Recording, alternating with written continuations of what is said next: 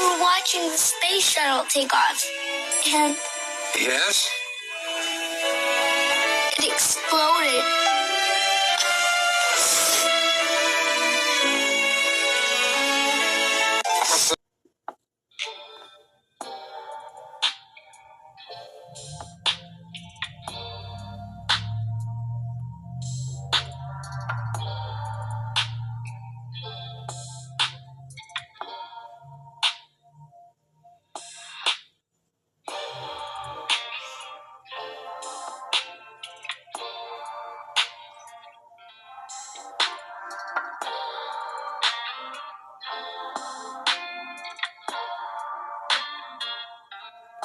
On January 28, 1986, a space shuttle lifts off from a launch pad at Cape Canaveral. On board are 7 astronauts, including a school teacher who is set to become the first civilian in space. Across the United States, schools, news stations, and families gather to watch the launch live, a moment the nation has been anticipating after multiple delays. Just 73 seconds after liftoff, the shuttle explodes, disintegrating in the clear winter sky, leaving twin trails of smoke over the Atlantic.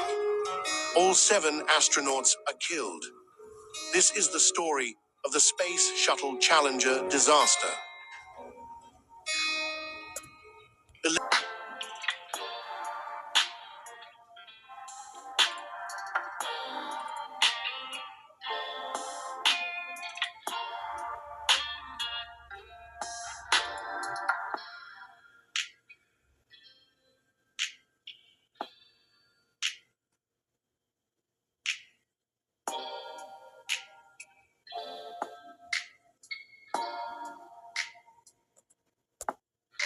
The Challenger disaster happened on January 28, 1986. On March 9th, NASA announced that divers had found their cabin in the Atlantic Ocean, and it took until April 20th to recover it. Those remains were eventually cremated and commingled at Arlington National Cemetery, where they rest to this day. The crew probably lost consciousness due to a change in cabin pressure and died from lack of oxygen before their shuttle hit the water. That being said, it's possible that someone could have woken up during the 2-minute and 45 seconds that it took to descend to the ocean. Out of respect, officials didn't elaborate on the state of the crew members' bodies when they were recovered. Their cabin was reportedly largely intact. Some personal effects floated to the surface of the water, and other research materials were present inside the cabin. Beyond that, a report from NASA states, local security measures are being taken to assure that the recovery operations can take place in a safe and orderly manner. We really don't want to say anything else in deference to the families. Here I come. Oh, here I come. Oh. I think we all remember the Challenger explosion that took place in 1986 that tragically took the lives of all 7 astronauts on board. As a couple decades later, this thing called the internet came about, and someone allegedly found almost all of those astronauts alive and well, many using the same exact names.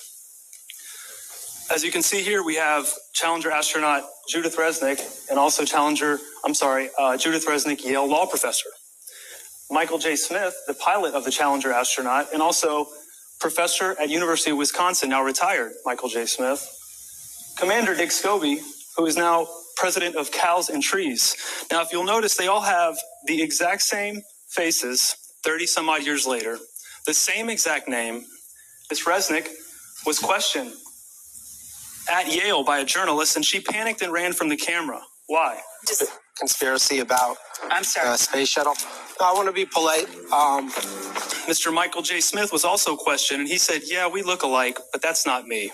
Are you Michael Smith? Yeah. Are you aware of that there's a rumor on the internet that people are saying... Yeah, it's not me, obviously. I mean, it's interesting that the Michael J. Smith that was the astronaut looks something like me when we were younger, but really not. Yeah, you just sure look alike. It's the same thing. I know the facial thing, but that's what we look like, 40 years ago? Mm-hmm. Yeah. Okay.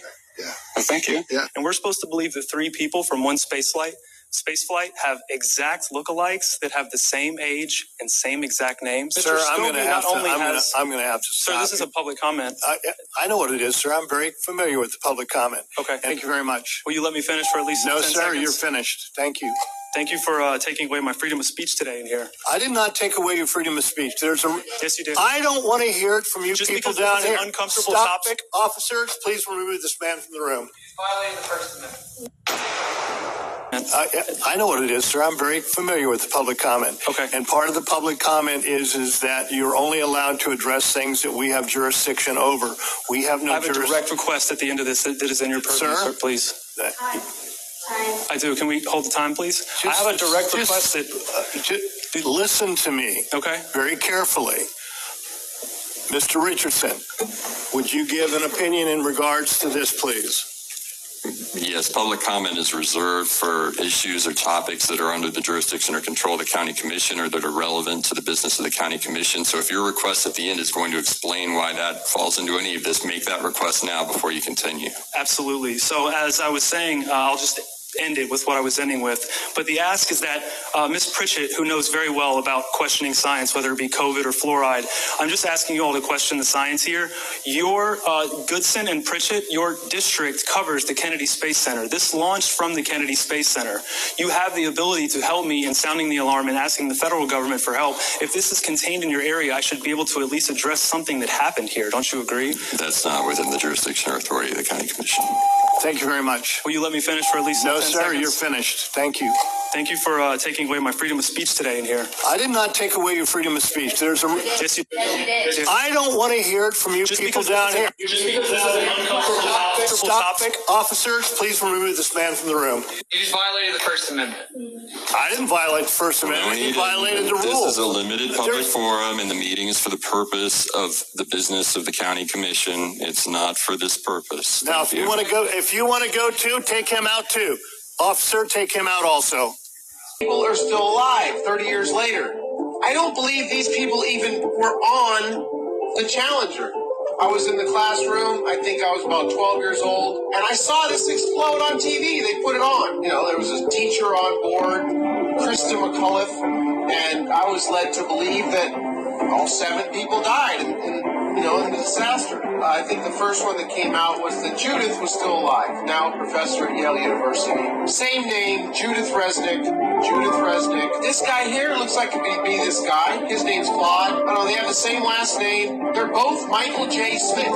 He's at UW University now. Like this guy here, with the weird eye here, looks like he could be the same man to me 30 years later. This guy's Francis Richard Scobie, and this guy's Richard Scobie. These people are still alive 30 years